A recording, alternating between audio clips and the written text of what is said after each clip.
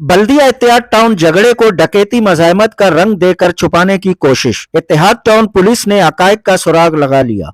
ये जी रात हमें एंट्री आई थी कि जी एक बंदा जो है ना फायरिंग से जख्मी हो गया है, जिससे मालूमात ली तो उसने कहा जी मुझसे मोबाइल फ़ोन छीनने की कोशिश की है और हाथ पाई जिस पे मुझे यहाँ गोली लगी है। तो इस बिना पे मैं चला गया था वकूए पे, वहाँ पे चौकी इंचार्ज और मैं वहाँ गए, पुलिस हमने सारी गलियाँ जगह जिस जगह का ये बता रहे थे ईदगाह मोड़, वहाँ पे चौकीदार है, वहाँ बस स्टैंड भी है, तो उनसे मालूम किया, उन्होंने कहा यहाँ से कोई फायरिंग वगैरह कोई इतला नहीं है। इनसे जब मैंने मालूम की कहाँ से आया तो ये भी थोड़ी चीज़ें सही नहीं बता रहे थे, तो कुछ चीज़ें मशकूक थी। वालिद की और इसकी आपस में कोई लड़ाई झगड़ा हुआ था, उस बिना पे इसके बाप ने इसको गोली मारी है। गुज़िश्ता शब ईदगाह मोड़ के करीब जाकिर नामी शख्स डकैती मज़ाहमत पर जख्मी नहीं हुआ। जख्मी शख्स को इसके वालिद जाहिर शाह ने तल्ख कलामी के बाद गोली मारी थी। इत्तेहाद टाउन पुलिस ने जाहिर शाह को गिरफ्तार करके असलहा बरामद कर लिया। महंगाई की वजह से, ये गर्मी बीमारियों वगैरह की वजह से परेशानी रहते हैं, तो ये भी काम धंधा नहीं करते, बल्कि उल्टा इन्हें भी कुछ ना कुछ खर्चा तो देना पड़ता है। ये भी तो इस वजह से मैं इनको कह रहा था भाई काम धंधा करो। काम एक थप्पड़ मारा है इसको, तो इसने गिरबान पकड़ा। अब गिरबान पकड़ने के बाद मुझे भी समझ में नहीं आया सर, ये जो ना करते हुए भी बस वो हो गया, जो क्या किया गोली लगी है उसको सर। आपसे? जी सर।